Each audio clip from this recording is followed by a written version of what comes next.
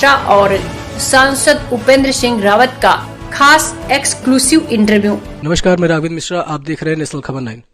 27 फरवरी को बाराबंकी में चुनाव होना है।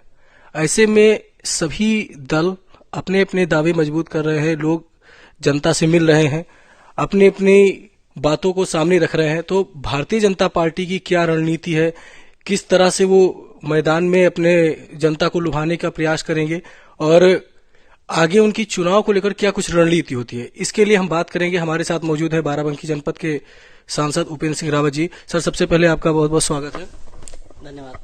सर, 27 फरवरी को चुनाव होना है बाराबंकी में, तो इस चुनाव को लेकर भाजपा द्वारा किस तरह की रणनीति बनाई गई है?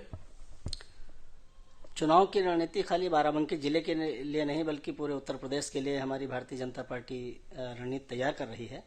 और पिछली बार भी हमारी सरकार भारी बहुमत से बनी थी, इस बार भी उत्तर प्रदेश में भारतीय जनता पार्टी की सरकार बने, ऐसी रणनीति पूरे उत्तर प्रदेश के लिए बनाई गई। सर, बाराबंकी की जो सदर सीट है, इसका इतिहास रहा है कि अभी तक भाजपा इस पे अभी एक बार भी नहीं जीती है। तो क्या इस बार सर ये जो रिकॉर्ड है ये टूटेगा? पहले यह भी कहा जाता था कि बाराबंकी जिला समाजवादी पार्टी का गढ़ है, लेकिन 2017 में जब 2014 में इस देश के अंदर नरेंद्र मोदी जी की सरकार बनी, तो सबका साथ सबका विकास के साथ साथ जो एक मूल मंत्र लेकर के 2014 में हम लोग चले, उसका परिणाम ये हुआ कि उत्तर प्रदेश के अंदर ही नहीं बल्कि पूरे बाराबंकी जिले में भी 6 में से 5 सीटें भारतीय जनता पार्टी के साथ आई, भारतीय जनता पार्टी को जीत मिली। तो वो एक जो मिथक था कि बाराबंकी जनपद समाजवादी पार्टी के गढ़ है, वो 2017 में हम लोगों ने तोड़ने का काम किया और यह साबित करने का काम किया अब जनता जो है वो भारतीय जनता पार्टी के साथ में है। अभी हाल ही में सपा से भाजपा में आई जो अपर्णा यादव जी हैं, उनके बाराबंकी के जो भाजपा कार्यकर्ता हैं ये मांग कर रहे हैं कि उनको बाराबंकी की सदर सीट से चुनाव लड़ाया जाए। तो सर, इस पे क्या कहेंगे? चाहे कुछ कार्यकर्ताओं की मांग हो, चाहे जनता की मांग हो, या फिर जो है जो भी है वो सभी बातों पर हमारी पार्टी विचार कर रही है और किसी एक नाम पर मुझे बोलना उचित नहीं है। पार्टी जो भी निर्णय लेगी सोच समझ करके लेगी और जो भी प्रत्याशी इस बार आएगा वो सदर सीट पर भी कमल खिलाएगा और वो सदर सीट भी भारतीय जनता पार्टी जीतेगी। सर, इस समय चर्चित विधानसभा रामनगर है। रामनगर में जो हमारे मौजूदा विधायक शरद अवस्थी जी हैं, इनका कई गांवों में विरोध भी हुआ। लोग ने पोस्टर लगाया कि मोदी योगी से बैर नहीं, शरद अवस्थी की खैर नहीं।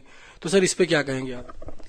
ये पोस्टर और बैनर लगाना ये प्रायोजित होता है, ये कुछ लोग प्रायोजित करते हैं, लगाते हैं। हमारे जितने भी विधायक हैं, जब तक कि टिकट घोषित नहीं होता है तब तक हमारे लिए वही प्रत्याशी हैं और अगर पार्टी उनमें कहीं कोई फेरबदल करेगी तो हमारी भारतीय जनता पार्टी का हर कार्यकर्ता और हर नेता उसको स्वीकार करेगा। सर, क्या अगर भाजपा दोबारा फिर से शरद अवस्थी पर अपना दांव खेलेगी तो क्या इससे कुछ नुकसान होने की संभावना है? ये हमसे ज्यादा बेहतर पार्टी जानती है। पार्टी हमारी सिर्फ ऊपर बैठ करके काम नहीं करती है, पार्टी ऊपर बैठे बैठे नीचे एक एक गांव को देखती है, एक एक कार्यकर्ता की भावनाओं को देखती है और पार्टी जो निर्णय लेगी वो ठीक ही निर्णय लेगी। इस बार बाराबंकी की जो 6 विधानसभा सीटें हैं, इसमें से भाजपा के खाते में 6 की 6 आएंगी या कुछ ऐसा कुछ? मैंने कहा ना, 2017 में 6 में से 5 हम जीते थे, पहली बार 5 जीते थे और इस बार 6 की 6 जीतने वाले हैं। भारतीय जनता पार्टी को बहुमत मिलेगा, ऐसा जनता का रुख है। तो सर, केशव प्रसाद मौर्य जी हमारे डिप्टी सीएम जी, उन्होंने पहले बताया था कि इस बार 350 सीट से ज्यादा भाजपा जीतेगी। अभी इस समय बता रहे 300 सीटों से ज्यादा जीतेगी। तो लगभग आपके हिसाब से भारतीय जनता पार्टी इस बार पूरे प्रदेश में लगभग कितनी सीटें लाने का अनुमान कर रही है? देखिए, ये एक अनुमान होता है, ये कोई एग्जैक्ट फिगर नहीं, कोई भी नहीं बताता है, अपना अनुमान लोग बताते हैं। तो अनुमान जो है वो समय के हिसाब से थोड़ा बहुत ऊपर नीचे हो सकता है। हम सिर्फ इतना जानते हैं कि उत्तर प्रदेश में पुनः भारतीय जनता पार्टी की सरकार बनेगी और पूरे बहुमत के साथ बनेगी। आप अपने कार्यकर्ताओं को क्या संदेश देना चाहते हैं सर? हम अपने कार्यकर्ताओं को संदेश देना चाहते हैं कि भारतीय जनता पार्टी जिस तरीके से इस समय देश को दुनिया में प्रोजेक्ट कर रही है, दुनिया में जिस तरीके से देश को नंबर 1 पे ले जाने का काम कर रही है, वो आप सभी कार्यकर्ताओं की बदौलत है।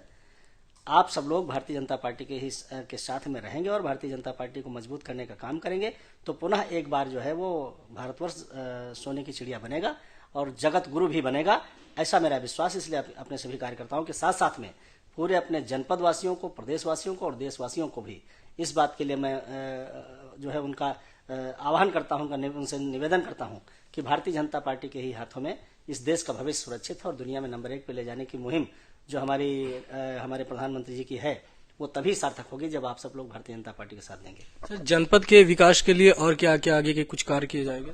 जनपद के विकास के लिए बहुत सारे काम किए गए हैं। अभी आचार संहिता चल रही है, इसलिए और क्या किया जाएगा इस पर बोलना मुझे उचित नहीं होगा, लेकिन बहुत सारे काम किए गए हैं और ये भारतीय जनता पार्टी का विकास का एजेंडा है, सिर्फ विकास के मुद्दे पर काम करती है। आने वाले समय में भी पूरे तौर से जिले का विकास किया जाएगा। बहुत बहुत धन्यवाद सर।